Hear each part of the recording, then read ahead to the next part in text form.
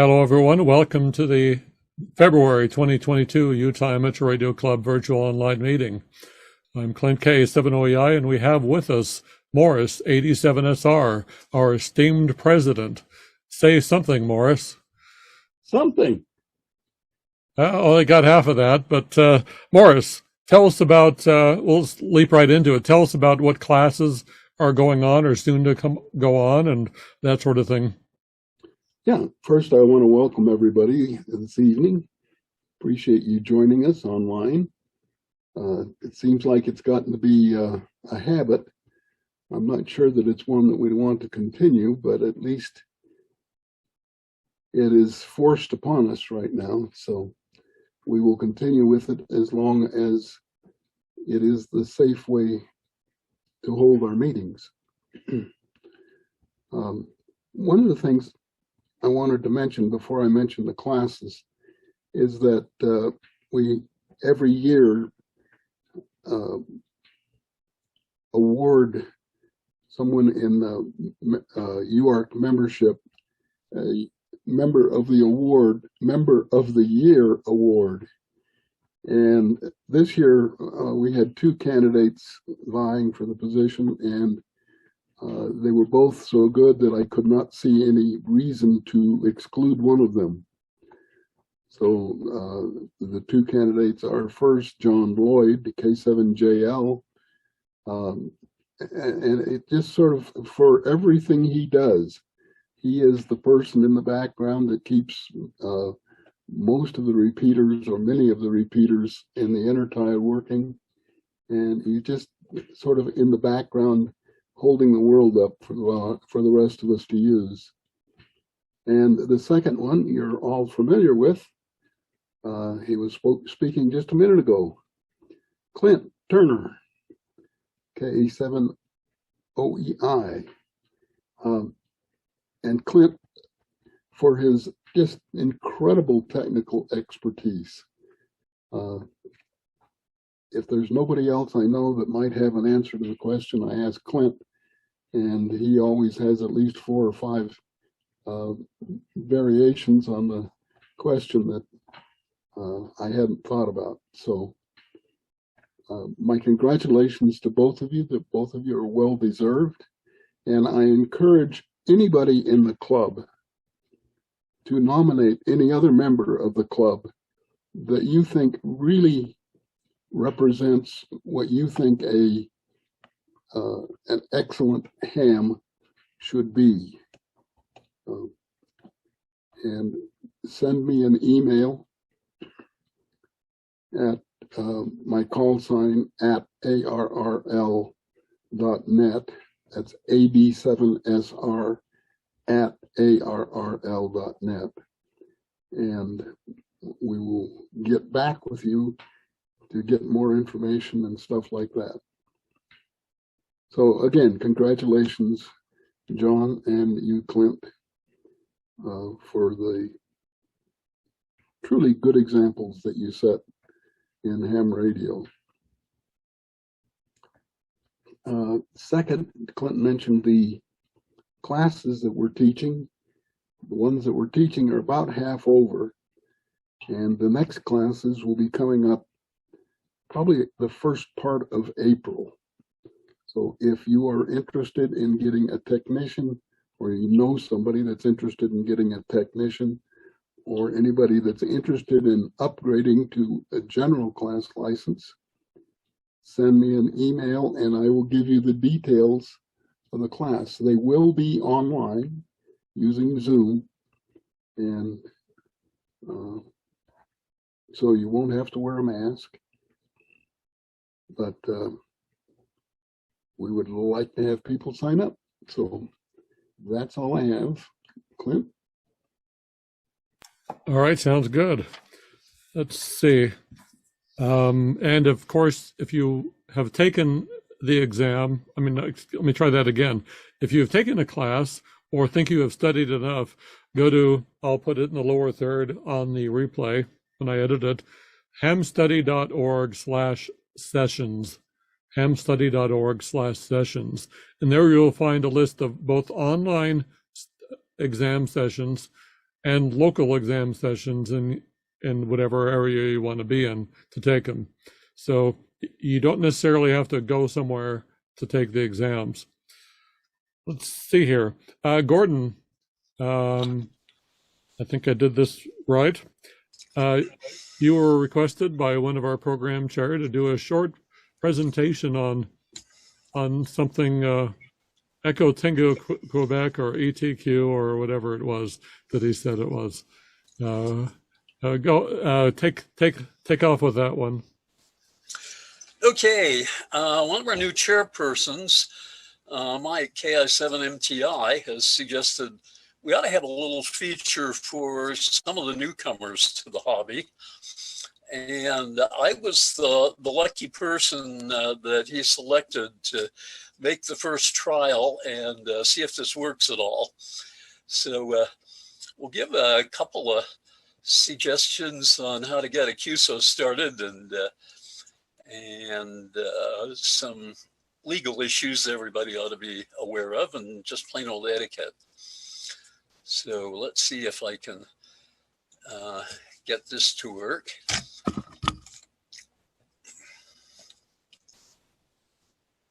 Come on, that was too easy. Okay, but one thing that scares a lot of people the first time they get on the radio is, how do I talk to somebody that I've never seen or heard before? Because talking to my next door neighbor regularly gets monotonous after a while. And there was a wonderful issue of QST many years ago called Your Novice Accent. That is the article in the QST. It was called Your Novice Accent. And it suggested what you ought to do at the first transmission whenever you have a contact with somebody brand new to you. So that, let's see. Let's look at that further. Let's see now, how do I get the screen to move to the next item? Gee.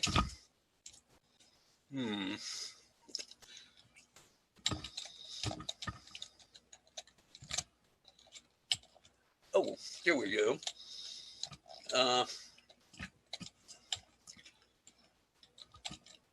All right, first thing we'll look at is identification. I do hear people on nets, when they take a transmission and they turn it back to the net control, and there's no telling when they will get another chance to transmit. And they don't give their calls at the end of the transmission. So they're probably violating the rules. So the SEC rule is you should give your call sign every 10 minutes and at the end of a QSO.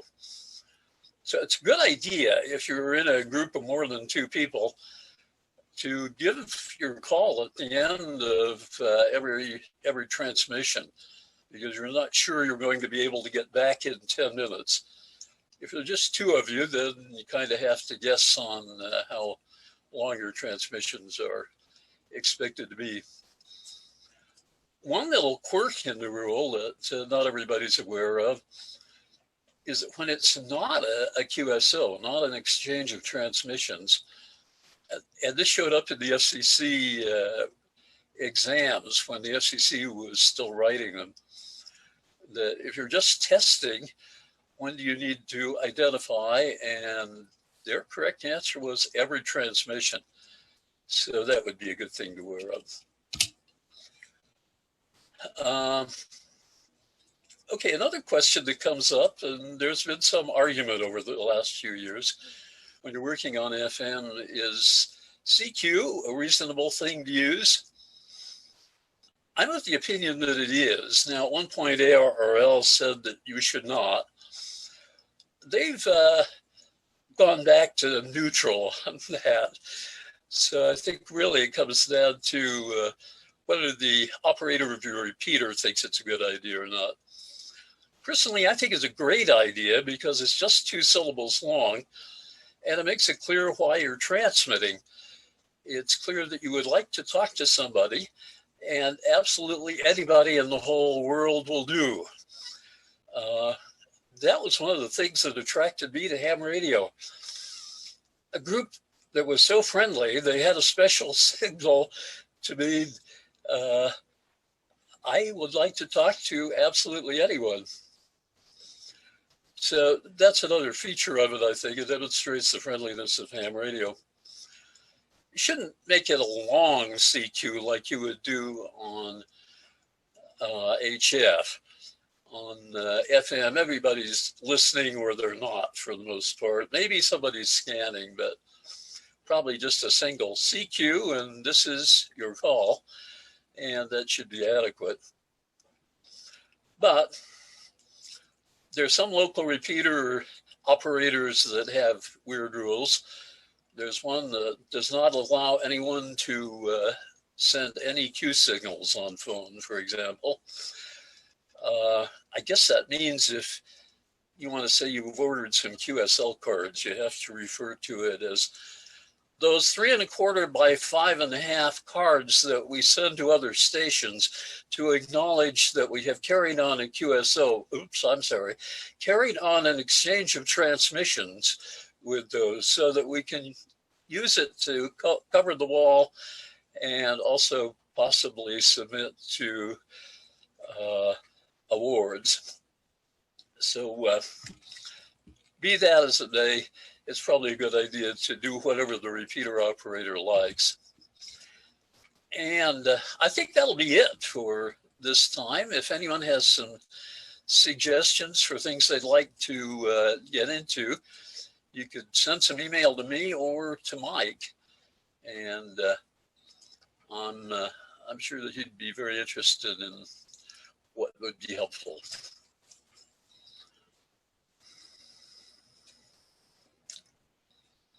Okay. Thank you very much. The last thing I want to bring up before we throw it over to our guest, Tyler, will be reminding people of the Utah VHF Society swap meet. It'll be on the 26th of February. It's what is it? A little over 2 weeks from now, if I've done my math right. And it'll be in the same place as before, up at Farmington in that arena sort of area.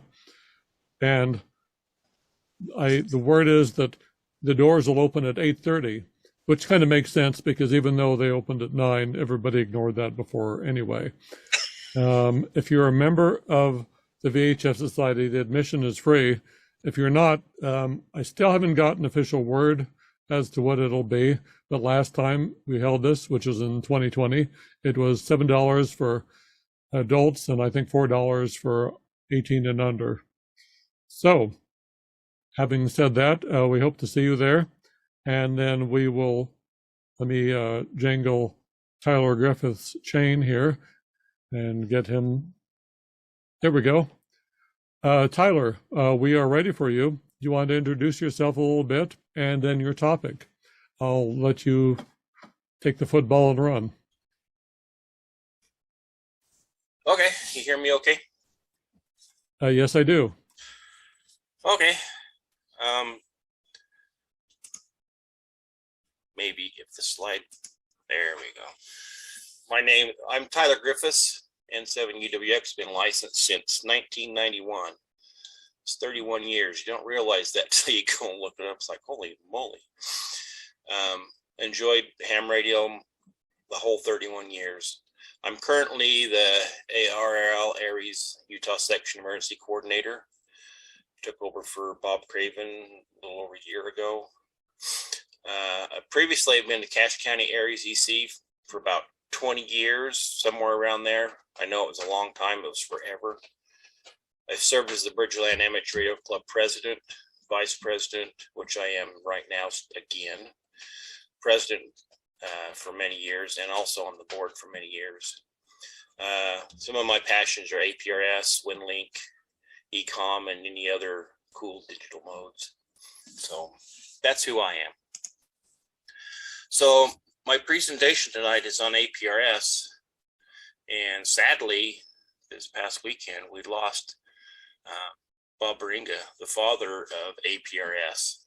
I met Bob many times. He came up to Logan to Utah State University when they had the small satellite conference, and he was always willing to give presentations or just get together and talk about APRS. He also talked a lot about solar and some of the other stuff he was into, and he kept that up for quite a while. As long as the Naval Academy paid for it, he came out and did that. And so it was very enjoyable to be around Bob. He was a good ham. So rest in peace, Bob.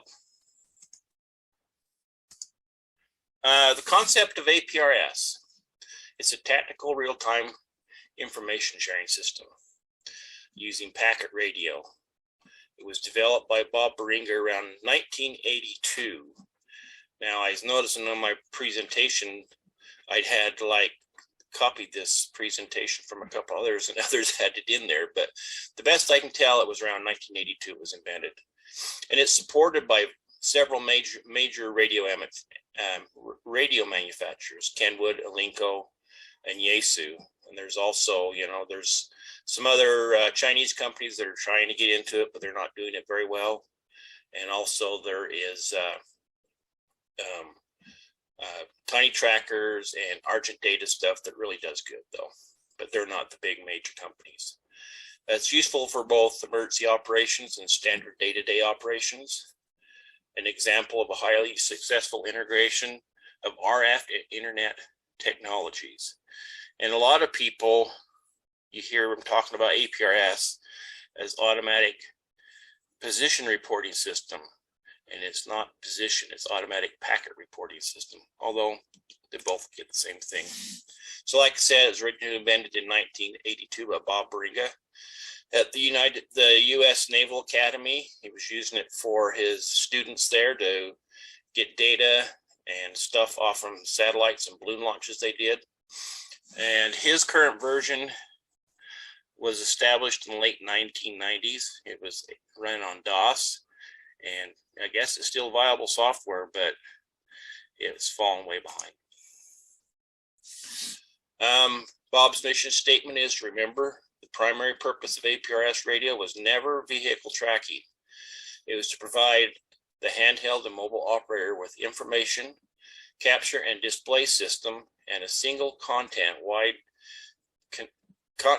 data channel for keeping the operator informed of everything going on in ham radio, his immediate area, instantly. Receive and display data, not just transmit your GPS coordinates. So the APRS network is built up with mobiles, home stations, and digipeaters. And the information exchange between everyone, it's information. It's not just about maps. And then, of course, you throw the internet into it, and it goes worldwide. So APRS is one-to-many communications. One-to-many communications is not broadcast, according to the FCC. Everyone sees all packets from everyone. Information of value to amateur radio communicated.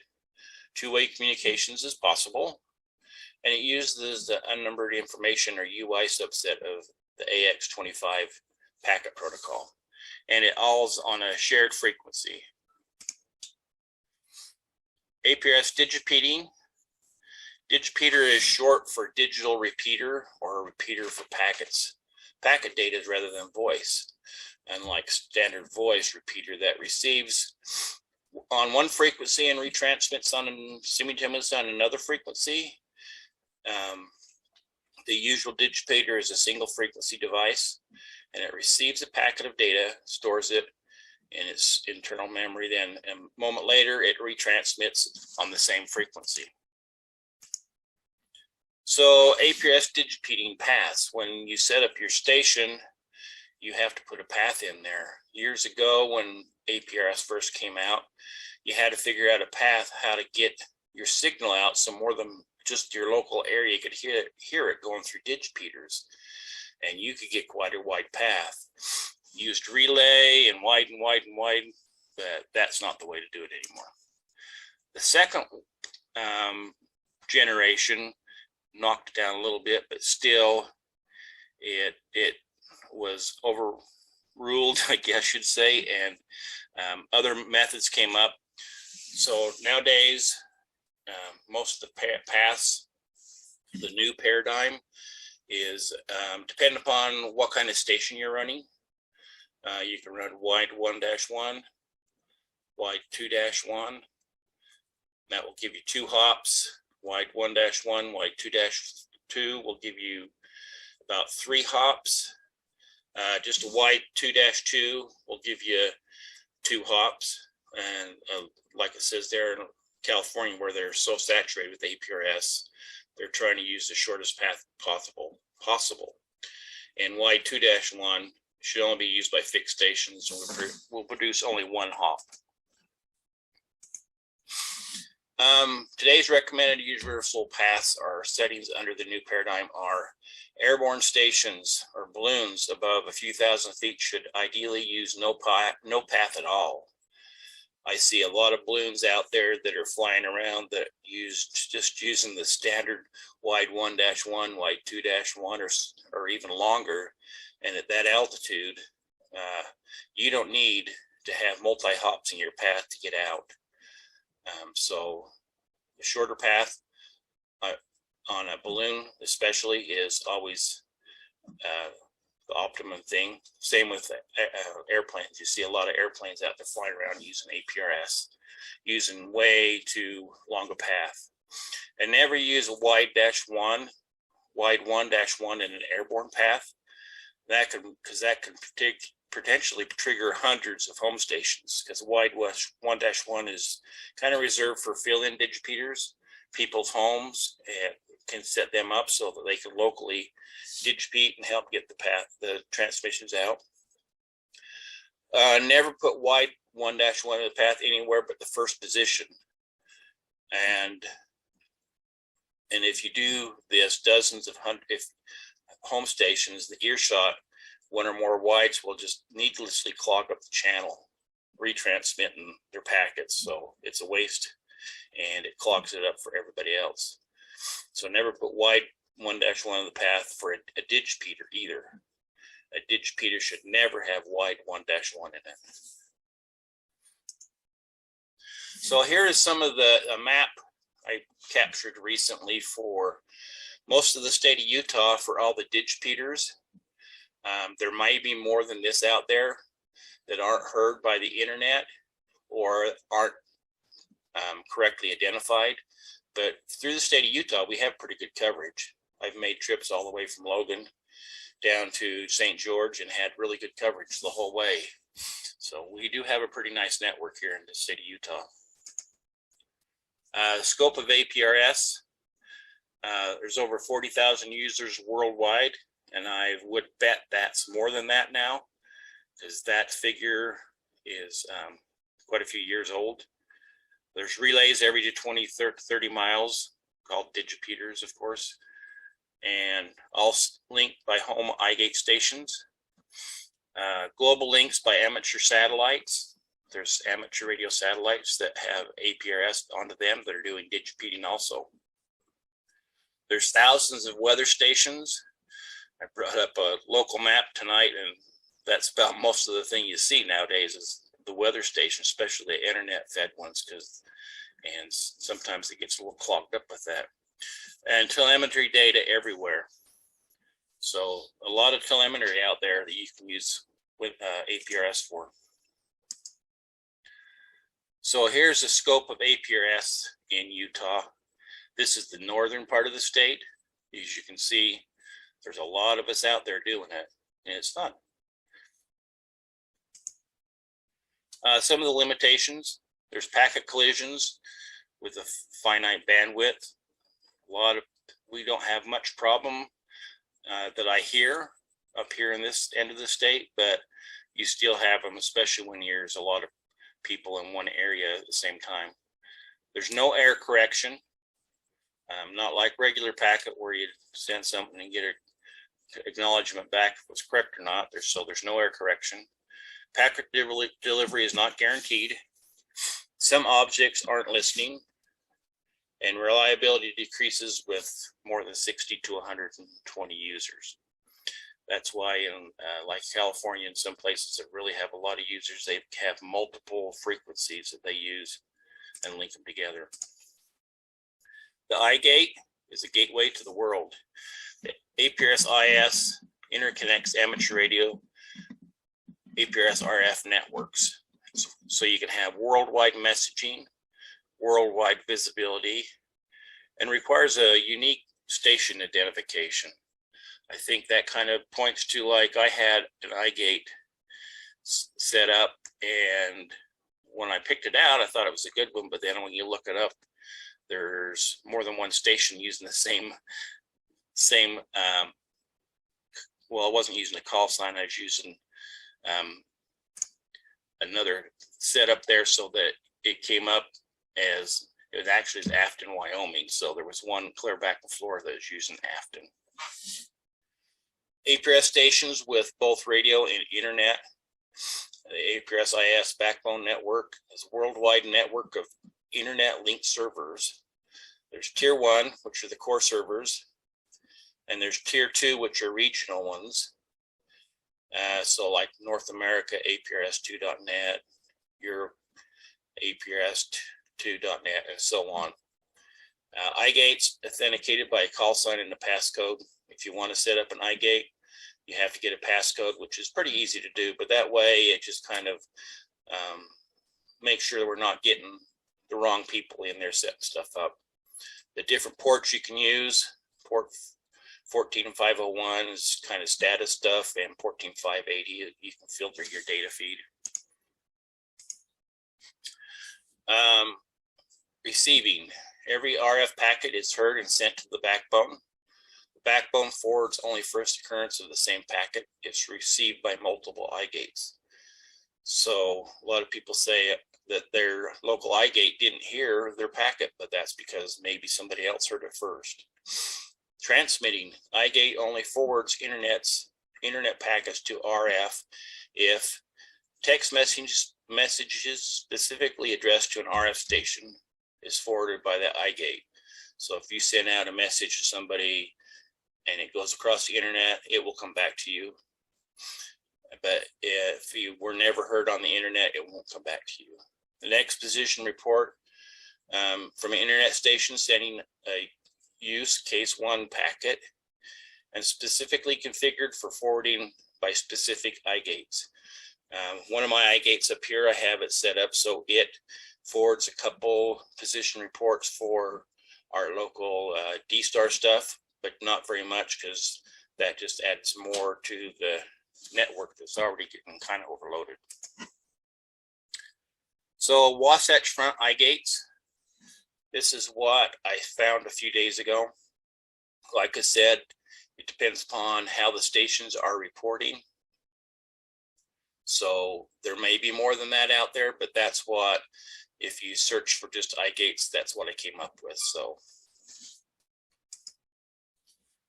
and statewide iGates, it's a little thin down south, but I think there is stuff down there. It's just maybe the timing when this map was pulled up, or the way they're identifying was incorrect. So the Aprs IS architecture, you send stuff to your local Digipeater, or it could go direct. It goes to an iGate, which takes it and puts it on the internet. Once it's on the internet, it can go out to personal computers, which don't even have any RF on both ends.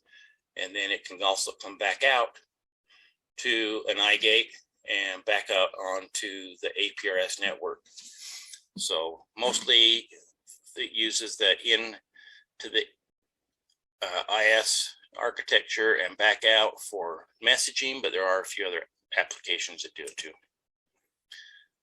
The IS today, there's nine core servers that I can find.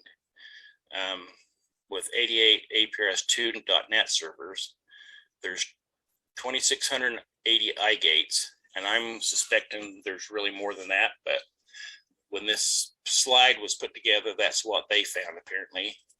There's 1,770 D-gates, which are, if you're running D-Star, you can do deep APRS, and it's the same thing as regular APRS, kinda. And so there's lots of them gateways out there too. 31,100 RF stations, probably more than that now, and 1,870 internet stations. I would bet there's way more than that there too. Some of the services you can get over the APRS IS, there's email, which is by email too, which is bi-directional email. There's a Whois QRZ lookup call server. There's a CQ server. So I have never used the CQ server, but you can do all kinds of neat stuff with it for activities and stuff like that. You can get the word out to other hams, the stuff you're doing. I don't understand the whole thing, but I've never played with it. Along with the answer server, it's kind of an announcement server. National Weather Service warnings are on the out there, and their SMS gateway, which is APRS to SMS and SMS to APRS, or text messaging that goes through the APRS network.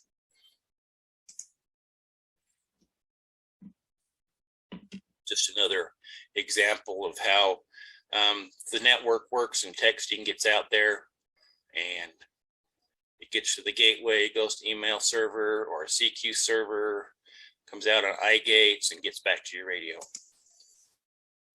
Some examples of local RF uses. Trackers for public service events.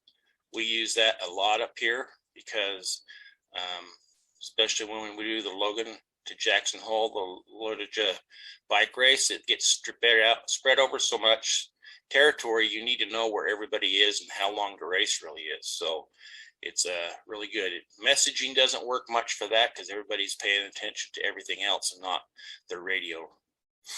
Weather stations, there is a lot of weather stations out there on APRS. A lot of them are really on RF, but most of them you find that are on RF, there's nothing there, no statistics or anything. But there is a lot of them that are connected to the internet. They're home stations. They're just plugged into somebody's computer. Like I said, you can do text messaging. You can send out bulletins. The local info initiative, I think we'll talk about that in a little bit. Voice alert, QRU. There's internet services, lots of telemetry stuff, satellite communications. The International Space Station has a digipeater on board, and I've digipeated through that many times. It's kind of fun to know that you can do that. And you can cross connect with the APRS or D-Star Aprs. An APRS for events and info. This is a map that Bob Baringa put together years ago at the old Dayton Ham Convention site. So you can see where everybody was at the convention. You could see who was inside. You could see who was in the parking lot and where there was. Very useful. Trackers. A lot of the trackers now are two-way and should always include their voice contact in the frequency or packet. There's fields in your setup where you can set the frequency, and a lot of the newer radios will set that frequency automatically. So as you're transmitting a packet or an ID packet, other users can see what frequency you're monitoring and get back and talk to you. Kenwood has had, I guess you'd say had, some very good APRS radios out there. The Kenwood D74, very good little radio. Not available anymore, but I see people picking them up all the time. I run one of the email groups for the T74, and there's always people joining. And one of the things to join, I ask them what they're going to do with it, and they say they pick this radio up, but a lot of people do sound like they pick it up secondhand. The D710G, once in a while, you'll still find them out in the wild, brand new ones. but there's still a lot of them out there.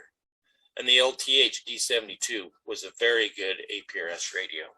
And you find them out in the wild once in a while in the used market. Yaesu doing a very good job keeping up APRS running. The FTM 400, the 300, the 100, the FT3, and the FT5 all do packet, and they do it very well. Their only problem, depending upon what you want to do with it, is their TNCs aren't accessible, so you can't inject stuff back into their TNC. You're only going to be able to get data out of their TNC. It's the only thing I don't like about the Yaesus. Other than that, they're a very good radio. And of course, there's the Chinese radios, the Anytone, Alluance, and the Revitas. They do APRS. I'd probably say Anytone does it the best of them three, but it doesn't do it very well. The Anytone I have, I've never got it to work reliably doing APRS, but it will sometimes work. And of course, there's Bionic Tiny Tracker series of stuff. They do very good, but most of the time you'll have to have a radio connected to their stuff, but not all their stuff is that way. The MicroTrack 1000 is a very good little tracker we use on our balloon launches when we do them up here. It's a low power, all-in-one unit that works really well, and it doesn't take up much room and much power. And they have all kinds of stuff, the Bionics, that makes APRS pretty quick and easy. Argent Data, he has some very good products too. The Open Tracker is a pretty cool little unit. You can do all kinds of stuff with it. In my opinion, it's better than the Tiny Track, but they both have their advantages. The T3 Micro, I have a few friends that have played with that. It's a pretty cool little unit.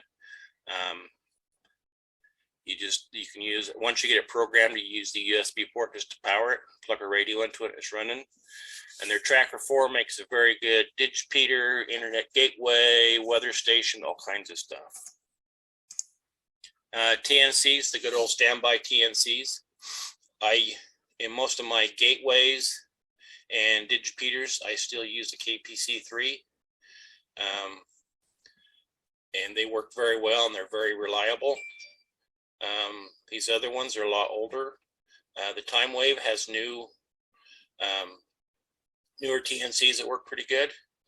And that little Mobile Link TNC2 works really good with handheld radios to make it possible to do with just a handheld radio to a Bluetooth on your phone and all kinds of interesting little things like that. Sound card. Sound card modems work very nice. I have a Signal Link and I use it all the time. I use it on Packet, and I use it also on Vara FM and some of the other HF digital modes.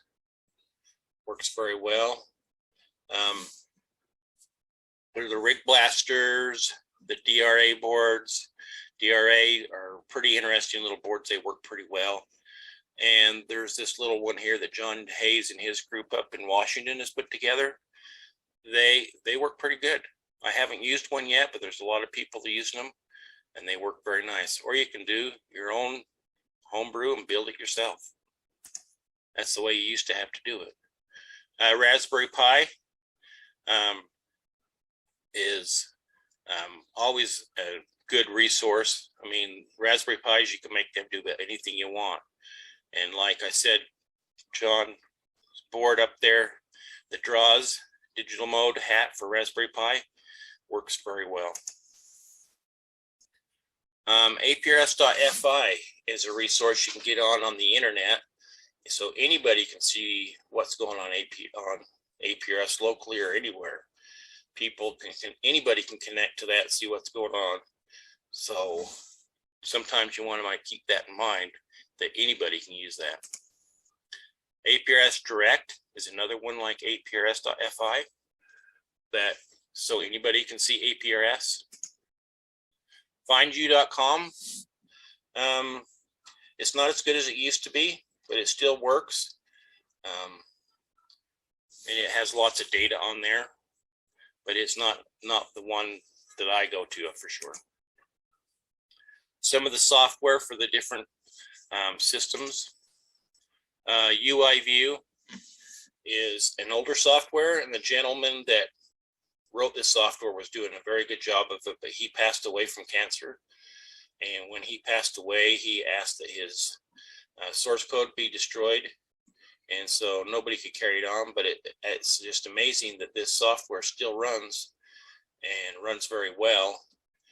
The maps are a really hard part of it because it doesn't come with built-in maps, and it's all PC based. I use this software at home to run my gateway here, and because I like it a lot. A lot of the other software I was running, I had a problem with it auto connecting back to the internet when it lost the internet, and this one always would go back and find the internet and connect back up. Pinpoint APRS. It's a very good software for your PC. This guy's done a very good job of it. I really enjoy using it. You can set up an iGate with this software. The only problem I've had is if you lose connection to the internet, it had a hard time reconnecting, or it wouldn't reconnect. You'd have to go back and manually do it. But if you're not doing an iGate, it's a really good software. Exaster, very good stuff. I have never used Exaster. It's open source. A lot of people out there using it. Runs on Windows, Mac, Linux, and so on. So it supports many map formats and many TNCs. APRS ICE, I guess I say APRS ICE 32 is another very good software. It has a configuration file that you set up to make it run. Sometimes that can get confusing when you're setting up to run for the first time. But once you have it up and running, it's very good software. It does all kinds of things. Probably one of the better ones out there once you get past the learning curve. Direwolf. Direwolf's pretty good software. I've used it for digipeaters and stuff like that. It can run on Windows. It can run on Linux. It can run on all kinds of systems. It can be set up for a digipeater, a gateway. Only problem is it is text only. It has no maps, but it's a nice little software package that can run in the background and do lots of work for you. Mac APRS. I've never used it. I'm not a Mac guy, but there's a lot of people out there that really like it. There's Yak, which is yet another APRS client, and it's pretty good. I've ran it a few times. It's not too bad. And so APRS.fi, this is it. They also have software that runs on your iPhone. It's very good software. You get most of the function you do have from their web-based APRS.fi. You can set it up so that if you're running one of them Bluetooth TNCs, you can set it up even as a gateway if you want to. There's all kinds of configurations with that. APRS Droid. I've never used it because, like I said, I'm an iPhone guy. But there's a lot of people out there that use it, but I hear it's kind of diminishing. It isn't upkept like it used to be, so I don't know how well it works. Pocket Packet works for iPhones and iPad type devices. It's pretty good. And now we move on to Universal Ham Radio Text Message Initiative. This is something Bob really wanted to get going, and it kind of has a lot, so that all these devices can talk to each other. So APRS short text messaging. So you can send a text message from one station and receive it on another station. Here is a text message on APRS IS32, a text message on UIView, and a text message showing up on a Kenwood D74. So if you have a Kenwood D74 or any of the other Kenwood radios or Yaesu radios, you can read your messages right on your radio. You don't have to have additional software. APRS texting works on lots of radios. Like I said, the Yaesu radios, the Kenwood radios do it very well. Local info, put frequency objects and positions out there. Oh, excuse me. So the D72, 74, D710, the FTM 350, and all have put their voice frequency out there so that if you're running dual band, you're listening on one frequency probably as you drive around and the other one's doing your APRS. It'll put the frequency out there like it shows down here of what you're listening, so other stations can know, especially if you're out traveling, where they're going to find you at. Local info. Local info, you can put objects out there for the mobile traveler to help them. So you can see where voice repeaters are, where Echolink, All-Star, IRLP frequencies. They're injected into the mobile position so you can the mobile operator can see them and they can be contacted. You can put positions out there for a local ham fest, on the air frequencies for objects. Hospitals, points of interest, truck stops, police stations, and some people even put info out there on the shuttle audio frequency beacons and lets you know when there's going to be a pass in your area. We used to have a guy up here that did that. He no longer does it, but I'm sure there's still people out there who do it, but it's probably a local thing. Local info objects, like you can see here. WinLink stations show up as an object. Of course, there's the weather stations, internet gateways, repeaters. There's repeater here, repeater over here. So you can put objects out there all over the place. Here's the point of entry up in Perry. You can put all kinds of objects out there so people know what's going on around them as they travel. Global APRS email. If you send from your device an email or a message to email-2, and email, I think if you just send it to email, it will work, but not as effectively. I think email-2 works best. And if you send your message to an email address, and like in there, you put the email address, a space, and then your message, it'll send an email message to somebody's email. They can pick it up on their phone, at home, on their computer, whatever. Text messaging work, from handheld to handheld or mobile to mobile has been working the whole time. We use that all the time locally just to play around or to talk to each other.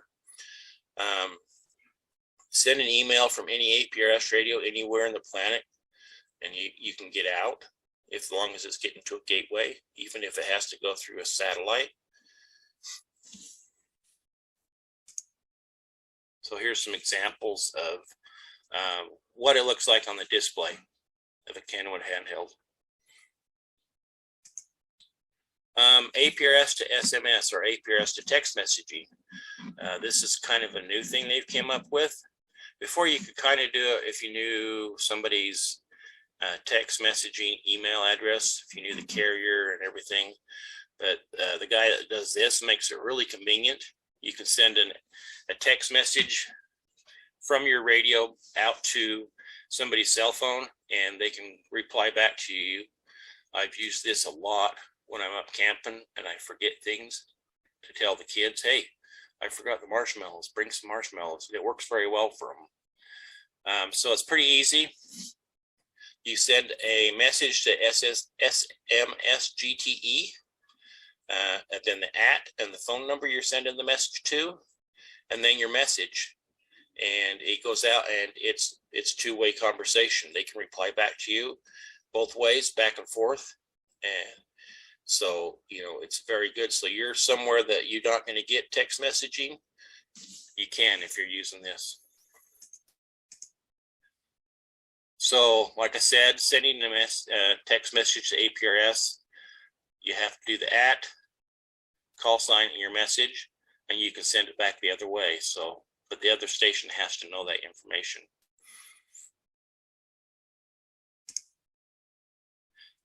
Using APRS for event data. Bob was a big proponent of this. We've tried using it a few times, but your screens are so small, or it's kind of hard to enter data from a touch tone. It works. We've tried doing, when we do our Bear 100 up here, we tried doing that data entry from APRS and ended up locking up the Digipeater. But it is a valid thing. You can play, you'd have to play with it and learn how to use the system, but you could use it for data entry. And here is some of the data that, you know, they picked up. They could go to the internet and pick up the data if they needed to. So they report from a location and all the runner numbers that had arrived at that location. I thought that was a pretty good idea, but it would take a lot of work, but you could do it. Voice alert for mobile stations. Voice alert is effectively a third radio channel for the D7, D710, and D700 APRS radios. You put a CTTS 100 tone on your radio, so that way you're only going to hear people that are transmitting that tone. So encourage mobile stations to set that tone up on their APRS band.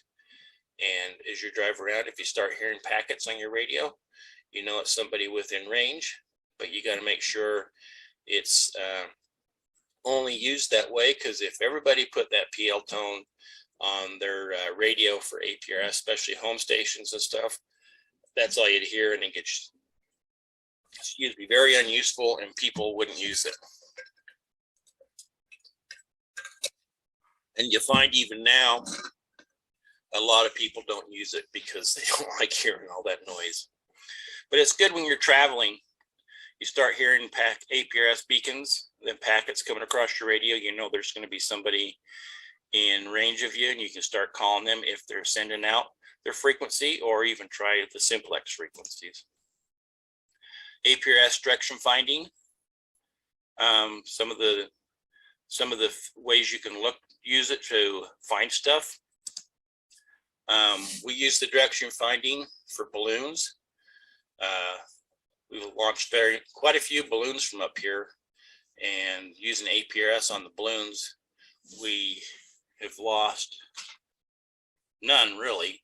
We have lost a few, but that was back before the modern APRS and modern transmitters became around. This is one of the balloon launches we did for the cache makers up here. We launched it from over by Mendon, and it ended up by Thatcher. And the prediction software we use to predict the path, we use it to decide where we're going to launch from and where it's going to land, so that we know we're going to be able to recover it. It's kind of interesting. This path is almost exactly what the prediction software said it would go. So that was kind of interesting. Here's some more that, I don't know if this is the same one, but you can get that data out when you're done, put it into Google Earth. You can see the path of the balloon, raising in altitude, coming back down. This is one of the payloads we used. We've been using this a lot with the kids we've been working with up here, and the maker stuff up here. And this is one of the ones where they found the balloon. APRS telemetry. A lot of data out there. We use APRS telemetry for our repeater we have on Red Spur. It's a totally solar powered site, and we can use this to monitor the voltage. And right here you can see it's 12.6. It's not 100% accurate, but it's pretty close. And being out there in the middle of nowhere, especially in the winter, it starts dropping off. We like to not have an idea what it's doing, because usually it gets too low and it shuts off. So like here, you can see the data coming across. You can see when nighttime comes, when daytime comes back up, and back and forth. So good to use for telemetry. you can do a call sign lookup. If you've been out and wondering whose call sign is that, you can do a who is. So if you send a message from your APRS device to who is, and then the call sign, it'll come back with information about that call sign. So here's some I'd done for a friend of mine, Ted, up here. Came back with where he's at, where his location and everything. You can define what you want to do if you want to just get a quick, short packet saying where they're at, or if you want the whole information by the information you sent with the lookup. APRS weather. There's lots of weather stations out there in APRS. Unfortunately, a lot of them are on the internet, which I guess if they were on the RF, they would clog things up a little more. But they come up on the APRS IS, so you can click on them and see weather about anywhere. So weather data includes wind, course, speed, and gust, temperature, rainfall, humidity, barometric pressure, and there's other information you can put on there too. Light intensity, station battery voltage, etc. You can get graphs off the internet feeds to see what the weather is from a weather station. Some of the APRS weather stations out there, Davis Pro makes some, Pete Brothers makes some pretty good ones, and Argent Data makes some good ones that are easily interfaced with APRS. You could probably find more out there too, but that's the ones I know about and I've worked with. There's how, if you're out mobile on the D710, that's how your weather can show up. It can tell you all the information about a weather station local to you or a distance. And the bottom one here is the weather showing up on a D74. APRS link. It's so you can use WinLink with APRS. You can send packets out to the WinLink system and get response back with your messages. You got to remember, it's not very secure because everybody's going to see it. But so you can see any pending, if you have any pending messages, so you knew if you needed to get online and maybe wanted to see it. So anyway, it's quite a system. You log in, it comes back with a challenge to make sure it's really used, so not anybody can get it. So I've never used it really. I've played with it, but I haven't used it a lot. But it's just another resource. So one more thing I'd like to say is I'm hoping everybody's talking a lot about this, that we want to oppose the Forest Service administrative fees for amateur radio facilities. That could cost hams a lot of money, and in many instances it'd probably take them off the mountaintops where we have so many radio systems installed. So if you haven't already done so, please write your congressman or the Forest Service or whoever and let them know that it's not a good idea for ham radio because we don't make no money. We're just doing a service for everybody. So it's not a good thing for us. What else can APRS do? On a recent Utah VHF Society NAP, I started hearing APRS packets on our local repeater up here. So I listened on our local intertie repeater on the input reverse, and lo and behold, I could hear the input from the station. So I knew it was local. So I fired up a packet terminal, and I was able to decode the packet from the offending station. And I could have used APRS too, but it's easier just to fire up a terminal and do it. And I noticed I contacted the offending station, and he fixed the situation forthwith. I won't mention who it was, but his call sign is KK7DV. Some of you might know him, so you might want to give him a bad time if you happen to see him. So, but it was very useful to get that situation fixed pretty quick. Lots of information here, lots of links. I'm sure you're not going to be able to capture them all, but if you can get on the recording, probably go back later. There's a lot of information out there about APRS and what it can do. So anyway, that's all I have. All right. Yeah. Now, it's almost like trying to drink from a fire hose. So if somebody wanted to do something with APRS today, what would you suggest they do? I mean, there's the usual beacon where you are as you drive around. There's the usual beacon weather station. What would you suggest they do that might be a bit more helpful than that in the long run, or more than that? Probably the first thing to do is maybe get on the internet, the aprs.fi or one of them, and look what's going on, look at the packets and what kind of packets are sent now. The easiest way to do it is, if you can afford it, is buy one of the Yaesu radios or Kenwood radios that already do it for you. Their setup is pretty easy and pretty quick. If you can't afford them, you can also do the tiny trackers, the Argent data, hook it up to a radio. And there's a lot of YouTube videos out there, a lot of YouTube videos that show you exactly what to do and how to set almost everything up that's available out there. Now, one of the problems that you alluded to it, we've been having over the years, is that a lot of radios, if you turn on APRS mode, then you QSY, they're still in APRS mode. Have new radios actually fixed that problems? That, like, if you switch to memory 12, that wasn't set up for APRS, it will not do APRS automatically.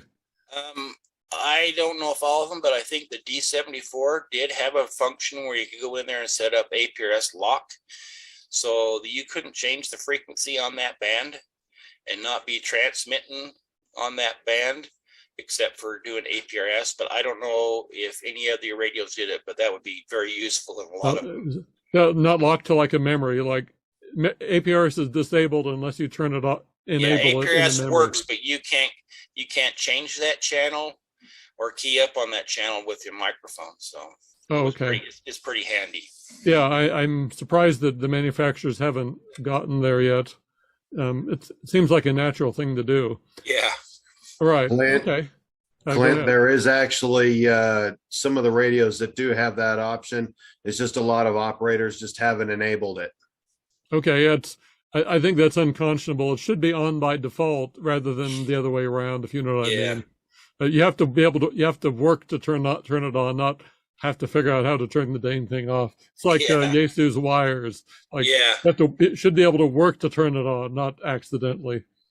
But anyway, a few comments from the crowd. Tom Schaefer, NY4I, used to live in this area years ago and be a UARC president, in fact. Talked about how they used to use the Digipeater and APRS for some of the Pioneer Day races. You alluded to that sort of thing. But and also he referred to a Mac app called QTH. I don't think you mentioned that, but I'm not a Mac person, so and apparently I'm you not a Mac either. person, so a lot of them I don't know about. So I'm just going by what I could figure out, what people had used. I know Kevin Reeve up here, he's a beta user for some new Mac software that does APRS, but I couldn't remember the name of it. So, but he says it's very good software for the Mac. Okay. Yeah, it sounds good. One of the better use cases I know is a friend of ours runs APRS in his airplane, just not any of the wide stuff, just mainly so that people who are meeting up at the airport have an idea as to when to get their clothes on and get out to the airport and everything like that. So that's what I've used it many times when I know I have a friend that's coming over and has APRS. I know when I got to get up and go upstairs and answer the door. Right, sounds good.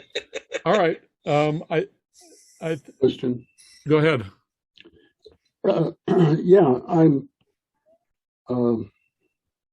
Do you have it sounds to me like you have to dedicate a radio to this process. Is that correct? Kinda you do, but most of the Kenwoods and the Yaesus and some of them, they're running dual bands, so you dedicate one band to that. But if you're running a gateway or a home station, pretty much you got to dedicate a radio to it. Okay, and also one of the major brands that you didn't mention was ICOM. Does that mean that you can't use an ICOM radio with this? If you hook it up to an external TNC or a sound card, but the ICOM radios don't do APRS other than Aprs, the D-Star APRS. They do D-Star APRS, but they don't do regular everyday APRS. They don't have it built in, I guess, is what he's saying. Yep.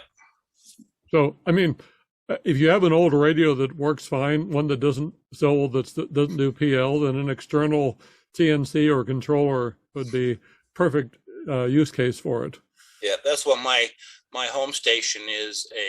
The first Yaesu radio I ever had, I won at the Utah Hamfest, an FT 2400. That's running my home gateway and APRS station and everything with a regular old KPC3 TNC and a power supply. So,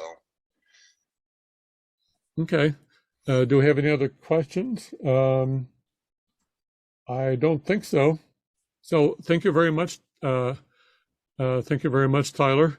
That's a lot to take in, but we should be able to capture that on the replay, as they say. Yep. Clint, a little side note real quick before you finish wrapping things up. Sure. With things like the mobile phone apps, like I use the Android APRS, and that you can use just by holding up to your radio. So even if you have anything like a Baofeng, and you're expecting traffic, it'll default listen, and then when you're ready to transmit, then you just key up your HT and hit the transmit on your phone, and it'll play across the same way. And so you don't even have to have wires with some of these mobile phone apps. So there's still a way to do it. It's not quite as effective and as efficient as having the radio automatically do it for you, like the Kenwoods and the Yaesus. But there's still other ways that people can get into it and play around with it as they're getting the other equipment. Right. Yeah. I mean, if you're in a quiet environment and don't have the volume too loud or too quiet, that can work. Although anyone who's done microphone coupled packet knows that it can be really tricky sometimes to get it to work reliably, but in a pinch, anything is fair. So, all right. Well, thank you, Tyler. And before we wrap things up, I'm going to acknowledge a few people on there. Tom Schaefer mentions that the D710 is a fantastic mobile radio, and it apparently will do VHF, VHF, or UHF, true dual bander, and APRS can be used on one VFO, and the other one can be used on voice if you like. And I know people who do that sort of thing all the time, and it's a decent way to do it. And it doesn't, quote, tie up a radio, because the other half is still usable while it APRSs. And a lot of those radios, I believe, if you do transmit, they kind of hold off. With the microphone, they kind of hold off on APRS for at least a little while, so they don't mute you in the middle of the conversation while it transmits. I think that's a feature that I've heard people talk about. Anyway. Yeah, the Kenwoods do that at least, and I think the Yaesus do too. Right. It's sort of a, you don't miss anything that way. Right. Yeah. That sounds like a good feature and one that I would add if I were in charge. Anyway, we're going to wrap it up, but we're going to acknowledge some of the people that are here, been with us online, including, as we mentioned, Ron Jones, John Brewer, David Sauce, and Chris. I don't know what the last name was, but Chris and Tom, AF7J, Paul Plack, AE7KR, who going back to the beginning. You mentioned that CQD was the original distress call. It's what the Titanic actually sent out, not SOS.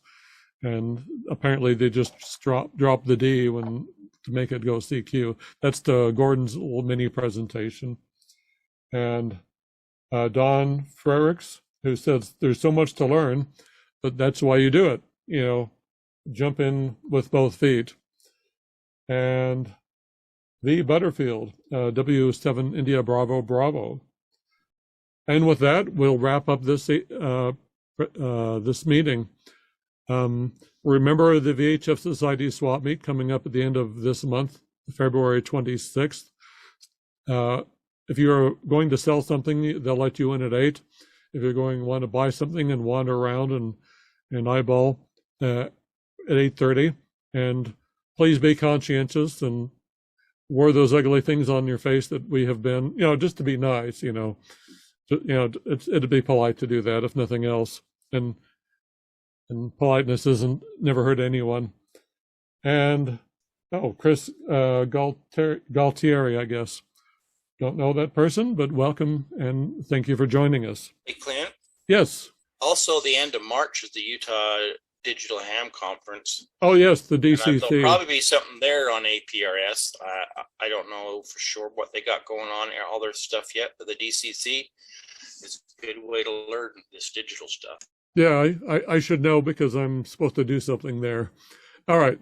Thank you very much, everyone. And we be safe and see you again next month. Thank you for joining us. And I will stop the live stream. 7-3, everybody. Oh, Chris.